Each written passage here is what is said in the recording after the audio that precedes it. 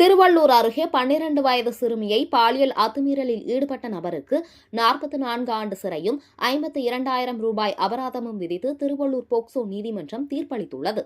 திருவள்ளூர் மாவட்டம் கும்மிடிப்பூண்டி பகுதியைச் சேர்ந்தவர் சந்திரன். மேஸ்திரியான இவர் கடந்த 2021ஆம் ஆண்டு ஜூன் மாதம் அப்பகுதியில் வீட்டிற்குள் அத்துமீறி நுழைந்து தனியாக இருந்த 12 வயது சிறுமியை பாலியல் வன்கொடுமை செய்துள்ளார். இதுகுறித்து தகவல் அறிந்து வந்த கும்மிடிப்பூண்டி காவல்துறையினர் சந்திரனை கைது செய்து சிறையில் அடைத்தனர். இந்த வழக்கு விசாரணை திருவள்ளூர் மாவட்ட போக்சோ நீதிமன்றத்தில் நடைபெற்று வந்தது. அரசு தரப்பில் வழக்கறிஞர் விஜயலட்சுமி ஆஜராகி வாதாடி வந்தார். இந்த வழக்கின் இறுதி விசாரணை இன்று வந்தது. வழக்கை விசாரித்த நீதிபதி உமா மகேஸ்வரி பாலியல் வன்கொடுமை செய்து நிரூபிக்கப்பட்டதால் குற்றம் சாட்டப்பட்ட சந்திரனுக்கு 44 ஆண்டு சிறை தண்டனையும் 52,000 ரூபாய் அபராதமும் விதித்து தீர்ப்பளித்தார்.